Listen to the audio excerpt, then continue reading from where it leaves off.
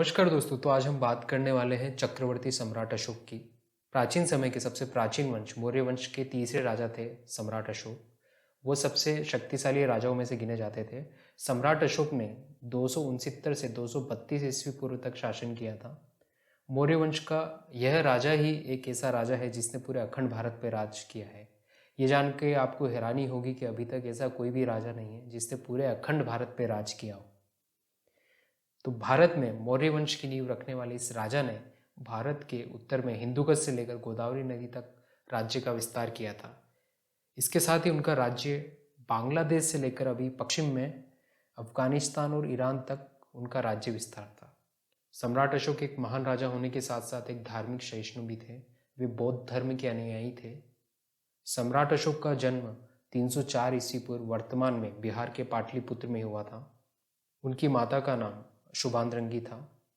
सम्राट अशोक की 4 पत्नियां भी थी जिनका नाम देवी, करुणावाकी, पद्मावती और तिष्य रक्षिता थे।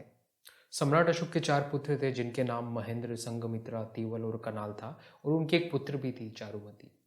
सम्राट अशोक अपने जन्म से ही एक महान शासक थे। उसके साथ ही वे ज्ञानी और महान शक्तिशाली शासक भी थे। महान सम्राट अशोक अर्थशास्त्र और गणित के महान ज्ञाता थे। सम्राट अशोक ने शिक्षा के प्रचार के लिए कई स्कूलों और कॉलेज की स्थापना भी की थी। सम्राट अशोक ने 284 ईस्वी पूर्व बिहार में एक उज्जैन अध्ययन केंद्र की स्थापना की थी। इतना ही नहीं, इन सब के अलावा भी उन्होंने कई शिक्षण संस्थाओं की स्थापना की है। सम्राट स्वयं शिक्षा के क्षेत्र में भी कई महान कार्य किए थे जिनकी वजह से एक महान शासक के नाम से उन्हें जाना जाता है। सम्राट अशोक के साम्राज्य विस्तार की बात करें तो उत्तर से दक्षिण हिस्से तक केवल सम्राट अशोक का ही राज था। उत्तर से हिंदुकुश की श्रेणियों से लेकर दक्षिण तक और पूर्व में बांग्लादेश से पश्चिम में इराक और अफगानिस्तान तक अशोक का राज्य विस्तार था। सम्राट अशोक का राज्य वर्तमान के भारत, पाकिस्तान, अफगानिस्तान, नेपाल, बांग्लादेश, भूटान, म्यांमार और इराक तक फैला हुआ है। तत्कालीन समय में भारत काफ़ी फैला हुआ था। आज के पाकिस्तान, अफगानिस्तान, म्यांमार, नेपाल और भूटान उस समय भारत का ही हिस्सा थे। तो चलिए अब बात करते हैं सम्राट अशोक के कलिंग के युद्ध की, जिसके बाद से सम्राट अशोक का पूरा जीवन बदल गया। तो सम्राट अशोक ने अपने राज्याभिषेक के 7वें वर्ष में ही कलिंग पर आक्रमण किया था, जिसमें बहुत ही खून खराबा हुआ था। सम्राट अशोक के 13वें शिलालेख के अनुसार यह बताया गया है कि इस युद्ध में दोनों तरफ से करीब 1-1 लाख लोगों की मौत हुई थी और कई लोग इसमें घायल भी हुए थे। सम्राट अशोक इस खून खराबे को अपनी आंखों से देख काफ़ी दुखी हुए थे।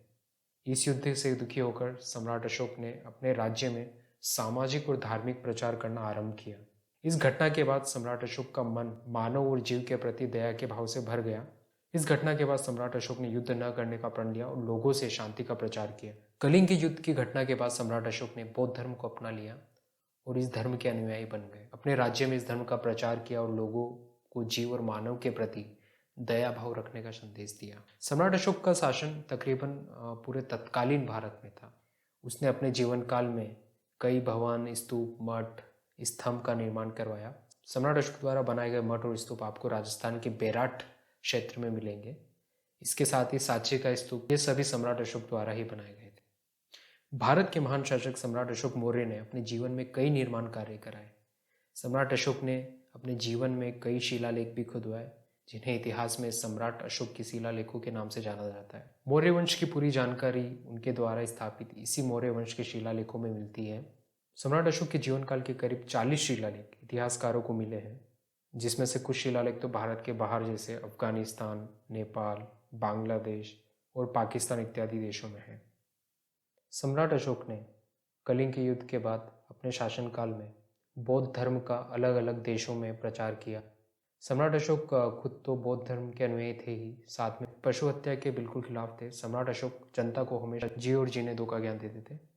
सम्राट अशोक ने बौद्ध धर्म के प्रचार के लिए अपने दूत यानी प्रचारकों को श्रीलंका, नेपाल, सीरिया, अफगानिस्तान इत्यादि जगहों पर भी भेजा था। सम्राट अशोक ने अपने पुत्र और पुत्री को भी इन देशों की यात्रा पर भेजा था ताकि वे इन देशों में बौद्ध धर्म का प्रचार प्रसार कर सके और लोगों को धार्मिक बना सके। बौद्ध धर्म का प्रचार करने में सबसे ज़्यादा सफलता उनके सबसे बड़े पुत्र महेंद्र को मिली थी। उसने श्रीलंका राज्य के राजा तिस को बौद्ध धर्म अपनाने के लिए विवश कर दिया था, जिसके बाद राजा तिस ने बौद्ध धर्म को राजधर्म में परिवर्तित कर लिया। ऐसा माना जाता है कि सम्राट अशोक के जीवन का अंतिम समय पाटलिपुत्र पटना में ही बीता था। 40 वर्षों के शासन के बाद उनकी मृत्यु हो गई थी। सम्राट अशोक ने अपने जीवन काल में कई महान कार्य किए और उन्हीं महान कार्यों के लिए उन्हें जाना जाता है। आशा करता हूँ कि सम्राट अशोक के जीवन परिचय से आपको कुछ ना कुछ सीखने को मिला होगा। धन्यवाद।